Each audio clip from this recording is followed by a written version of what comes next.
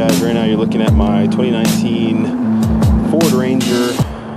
It's the Lariat trim.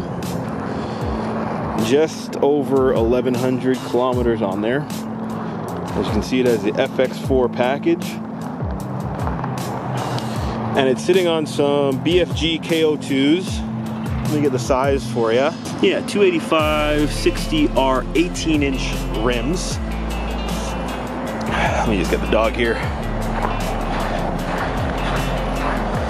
And today I kind of just wanted to give you my opinion of this nice little truck here. Some context. Let me focus here. Some context. So I bought this truck about a week and a half ago.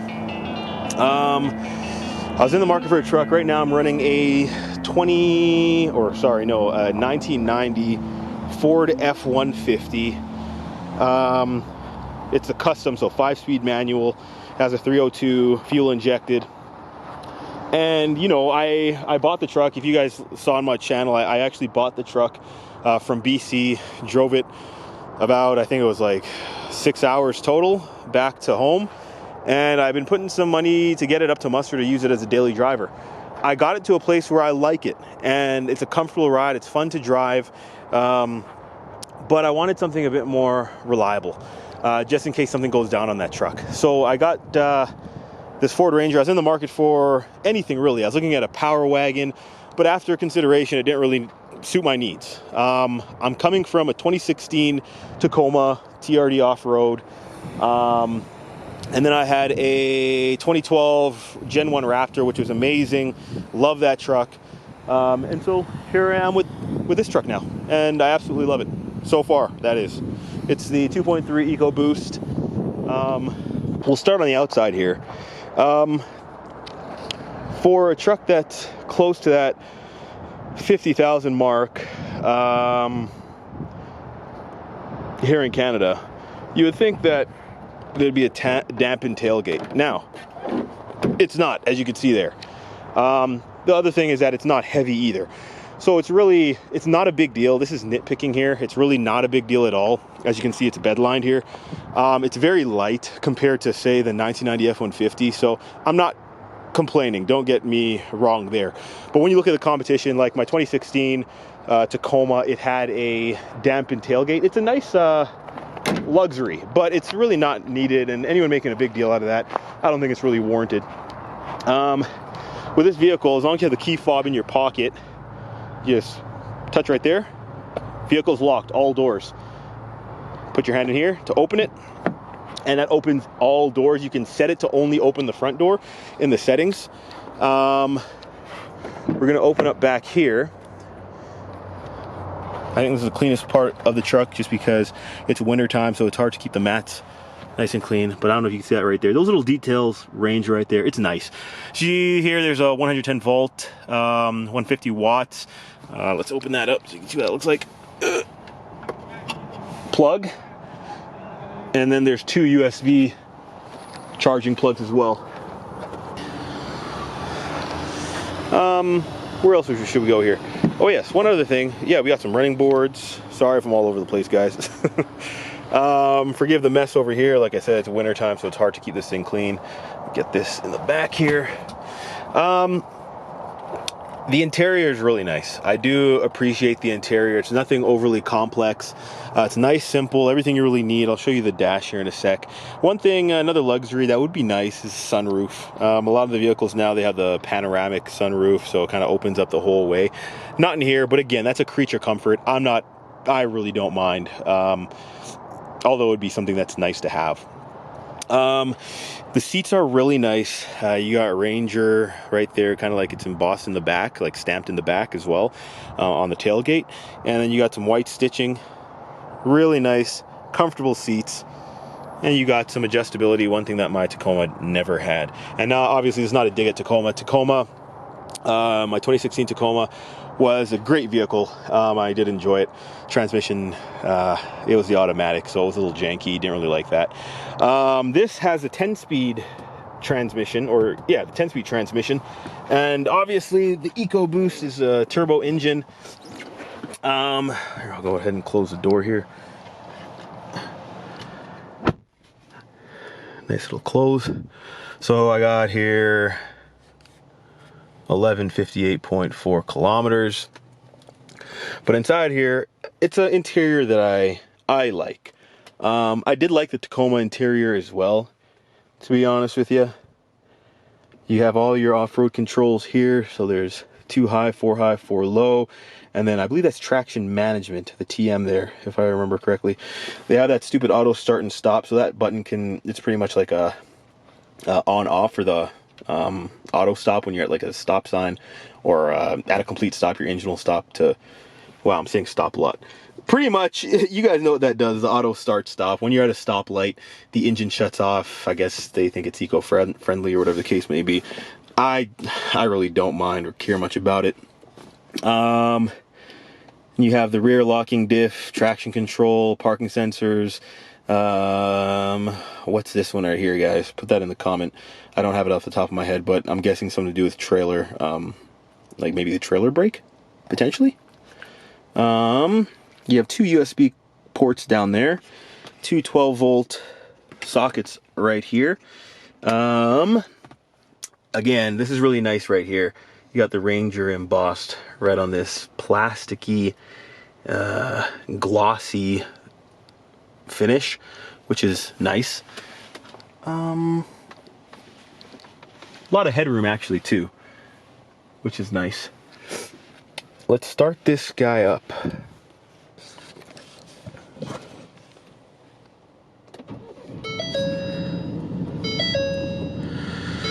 So some of the functions in here, I have this set to have the RPM gauge, as well as my fuel and temperatures. And then over here on this side I have navigation. Now you can set this to how you want it.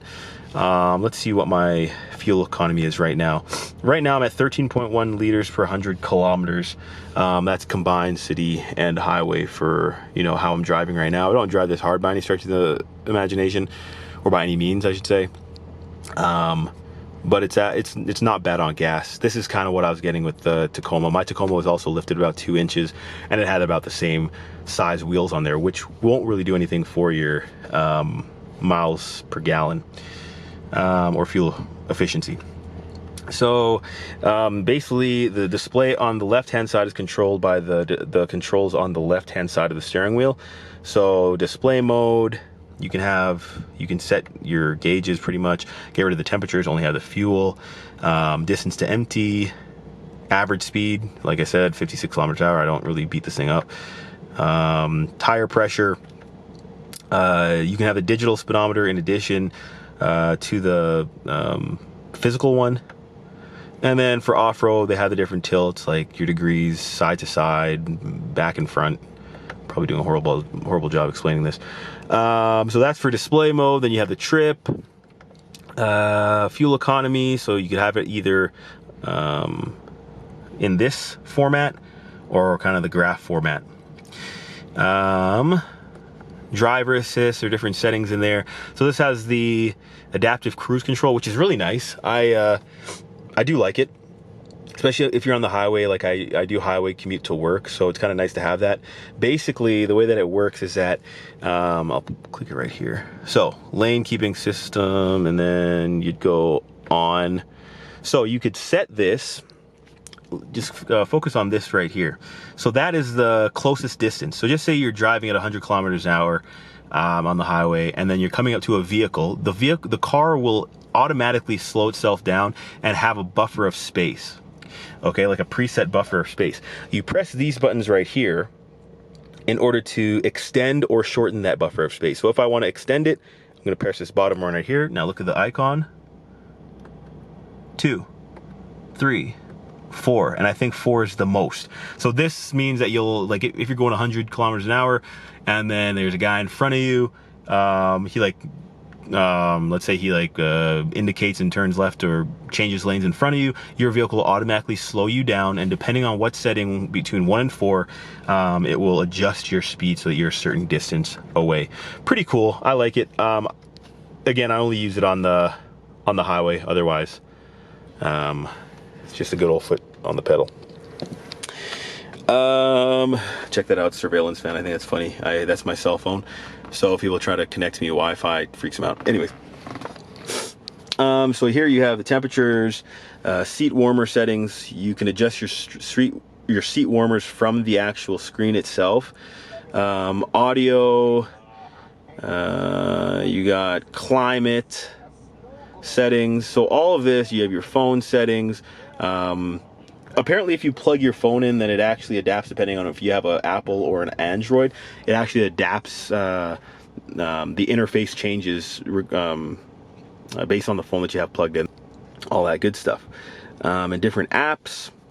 One cool thing about this is that you can kind of change your ambient settings. So for example, and as you can see, like it's responsive.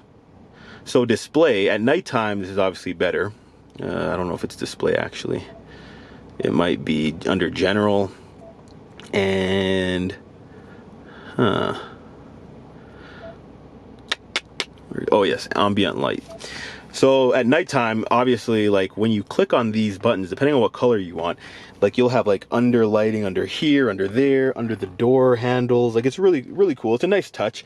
Obviously just cosmetic. And yeah, I mean, there's a bunch of these settings. We can go through the whole video on them, but my driving impressions of this vehicle, it drives really well. The Ford suspension, it's a smooth ride. You feel confident. The 4x4 is great. I haven't done any serious off-roading. I don't intend to until I pay it down a little bit more, so that when I get that first scratch, I wouldn't cry my eyes out. But it's enjoyable. I do like the truck so far. It looks great. Let's go ahead and back outside there. Let me, it's a good looking truck. And I think Ford did a good job. Now, when I first saw these trucks, I really didn't like the way that they looked, especially stock. But when I saw this one, this caught my eye. I love the LEDs. I like it with the little lift on there, and then the KO2s. I got KO2s on my 1990 as well.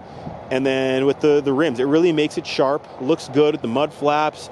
It looks really good, and I think you guys would agree. But it's a good looking truck, rides good, and I'm really happy with it. If you guys have any questions about the truck, if you're gonna buy one yourself, please don't hesitate, leave a comment in the comment box. I'm not a pro reviewer, so apologize for if this was bad, but you got a nice steel bumper here. You got the sensors, parking sensors on the front and the back bumper. The hooks, recovery hooks on the front there. The grille is nice. I might change it though. And yeah, that's all I could really think about. If you guys, again, have any questions, nice little marker down there, let me know. Oh yes, one more thing, and this is petty, guys. One thing I noticed about this, it'll be hard to show you. Oh, I'm carrying this dog wherever I go here.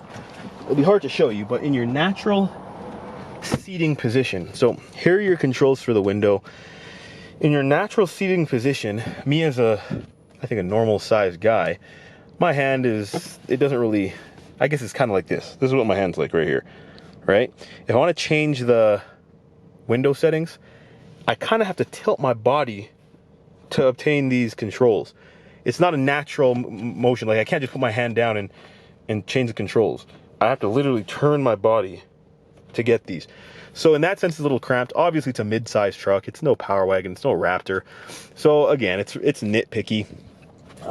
Anything that comes up, I will be sure to give you guys another review with things that I find that I would change or whatever. But I'm really happy with my purchase. And if you guys are in the market for one of these, I think you should definitely try it out. Take care.